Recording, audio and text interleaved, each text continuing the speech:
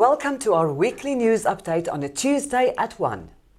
Today is 23 April and I'm Ilse Squinrad for Group Editors Live. South Africa is just 5 weeks away from the election on 29 May, when voters will be spoiled for choice. On the 3 ballot papers in the Western Cape, there are 29 parties contesting the provincial legislature, 34 parties and 1 independent contesting on the regional ballot, and 52 parties vying for a seat in Parliament. 24 of these parties are contesting on all 3 ballots. And because we are spoiled for choice, this may lead to a huge number of spoiled ballot papers. So, for this and many other reasons, voters are advised to vote with great care. A woman believed to be a warden at the George prison was shot and killed in Thembalethu on Sunday evening, 21 April. Southern Cape Police spokesperson Sergeant Chris Spies said the 46-year-old woman was declared dead at hospital with several gunshot wounds to the head and leg. No arrests have been made. A motorbike rider died in the Outeniqua Pass on Friday afternoon, 19 April, after he lost control of his bike at around 4 o'clock near Stepaside. No other vehicles were involved in the accident. According to information, he was on his way in the direction of Oudtshoorn when he lost control and the bike collided with a barrier. Puckelsdorp Police and the Garden Route District Crime Combating Team arrested a 55-year-old man from Puckelsdorp last Thursday following an inspection at a gaming establishment in Beaker Street. As the footage behind me shows, the inspection soon degenerated into a bit of a brawl and the suspect was arrested on a charge of possession of gambling equipment, assault of a police official and resisting arrest. The man was released the same night and will appear in the Thembalethu Magistrates Court tomorrow, Wednesday, 24 April. Alleged child murderers Chantal Domingo and her boyfriend Ray Morgan Cronje, both 32 and from Puckelsdorp, are back in the George Regional Court today, 23 April, for the gruesome murder of Domingo's 9-year-old son. The two were arrested in May last year after the boy's death, following a brutal beating with a sjambok and other injuries the child sustained, akin to being repeatedly and violently thrown to the floor. And now for some much-needed good news. The Keep George Clean campaign, launched by Power Van manager Charles Marais, got a boost this past weekend when Precast Panel Products, PPP, led a special clean-up effort in George Industria.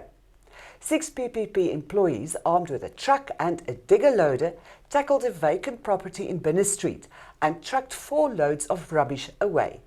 Marais hopes this initiative catches on so that individuals and businesses do their bit to remove litter. And some more good news.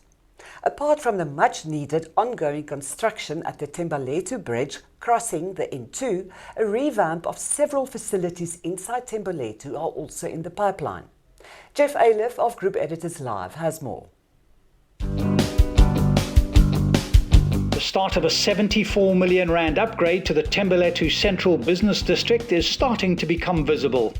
This includes work on the Thembalethu Bridge. Motorists will be happy to hear that traffic congestion in this area will soon be a thing of the past. Where the vehicles are currently driving, that is the new bridge that we have constructed. Project manager Petronella Turon says that road users will have access to the full width of the bridge once the roadworks are completed. George Municipality are replacing the brick wall around the Thembalethu sports grounds with a clear view fence, and they'll be revamping the old clinic site next to the stadium to house a call centre. The fence upgrade is part of an urban design initiative to bring walkways, additional cameras, outdoor equipment and a 5-kilometre running track.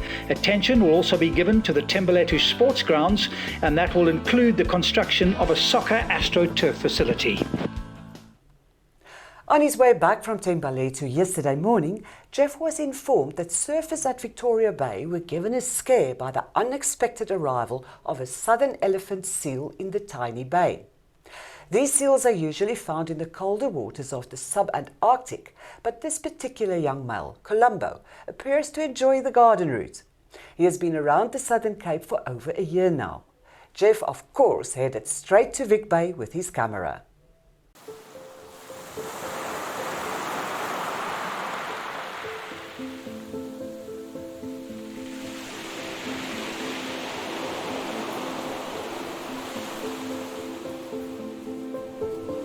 Columbo is a southern elephant seal that he's been on our beaches from about mid-December last year, where he started his mold in Mossel Bay at Pinnacle Point, and then he moved to Dana Bay in early January, where we watched him as well. And yesterday we got a call and he was at Ballards Bay, and this morning he wasn't there anymore, and he is lying here at Vic Bay on the rocks. The appeal to the public, they're welcome to have a look, but avoid him, don't get near him. Don't get them to touch and you will bite you. So Jeff, we've got roughly about 5 or 6 in South African waters. But we've had along the Southern Cape here in the last 4 years, we've had about 4 different individuals.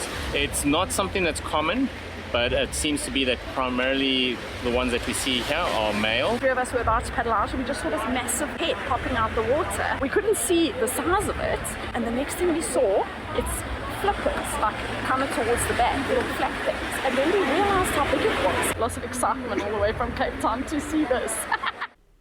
For more about these and other stories, visit georgeherald.com and our social media platforms. And be sure to get a copy of your George Herald on Thursday. I'm Ilse Squindrad for Group Editors Live, and until next week, we wish you only the very best news.